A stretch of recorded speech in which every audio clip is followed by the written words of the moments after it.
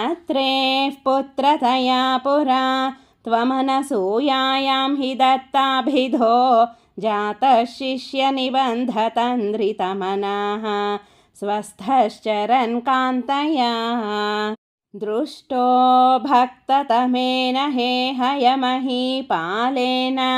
तस्मै वरान् अष्टैश्वर्यमुखान् प्रदाय ददिथसेनैव चान्ते वधं सत्यं कर्तुमथार्जुनस्य च वरं तच्छक्तिमात्रानतं ब्रह्मद्वेषि तदाखिलं नृपकुलं हन्तुं च भूमेर्भरं सञ्जातो जमदग्नितो भृगुकुले त्वं रेणुकायां हरे रामो नाम तदात्मजेष्वरजः पित्रोरथः सम्मदं लब्धां नायगणश्चतुर्दशवयाः गन्धर्वराजे मनाक् आसक्तां किल मातरं प्रतिपितुः क्रोधाकुलस्याज्ञया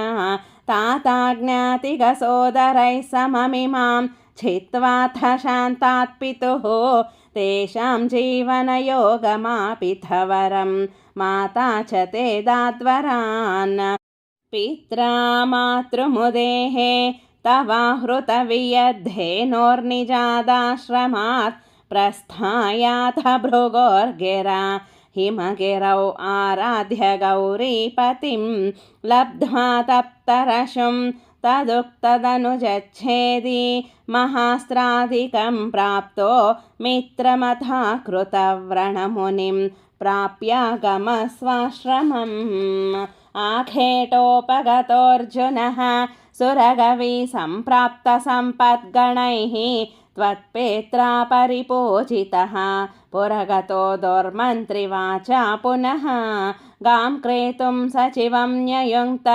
कुधिया तेनापि रुन्धन्मुनिः प्राणक्षेपसरोषको हतचमु चक्रेण वत्सो हृतः शुक्रोज्जीविततातवाक्यचलितक्रोधोऽथ सख्या समं बिभ्रद्यातमहोदरोपनिहितं चापं कुठारं शरान् आरूढः सह वाहयन्त्रुकरथं माहिष्मतीमाविशन् वाग्भिर्वत्समदाशु शिक्षितिपतौ सम्प्रास्तुतः सङ्गरं पुत्राणामयुतेन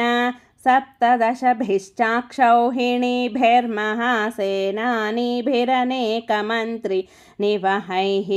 व्याजृम्भितायो धनः सद्यस्त्वत्ककुठारबाणविदलन् निःशेषसैन्योत्करो भीतिप्रधृतनष्टशेष्टतनयः त्वामापतद्हेहयः लीलावारितनर्मदा जलवलल्लङ्केशगर्वापः श्रीमद्बाहु सहस्रमुक्तबहुशस्त्रास्त्रं निरुन्धन्नमुं चक्रे त्वय्यथ वैष्णवेऽपि विफले बुद्ध्वा हरिं त्वां मुदा ध्यायन्तं छितसर्वदोषमवधीः सोगात् परं ते पदं भूयोमर्षितहेहयात्मजगणैः ताते हते रेणुकाम् आज्ञानां हृदयं निरीक्ष्य बहुशो घोरां प्रतिज्ञां वहन् ध्यानानीतरथायुधस्त्वमकृताः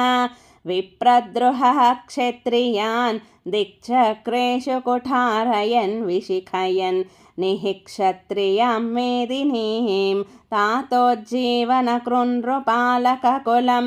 त्रिसप्तकृत्वोजयन् सन्तर्प्याथ समन्तपञ्चकमहारक्तहृदौघे पितॄन् यज्ञेक्ष्मामपि काश्यपादिषु दिशन् साल्वेन युध्यन् पुनः कृष्णो मुं निहनिष्यतीति शमितो युद्धात् कुमारैर्भवान् यस्यास्त्राणि महेन्द्रभूभृतितपस्तन्वन् पुनर्मज्जितां गोकर्णावधिसागरेण धरणीं दृष्ट्वार्थितस्तापसैः ध्याते श्वासधृतानलास्त्रचकितं सिन्धुं स्रुवक्षेपणात् उत्सार्योद्धृतकेरलो भृगुपते वातेश संरक्ष मां। श्रीकृष्णाय परब्रह्मणे नमः। नारायण अखिलगुरो भगवन्नमस्ते।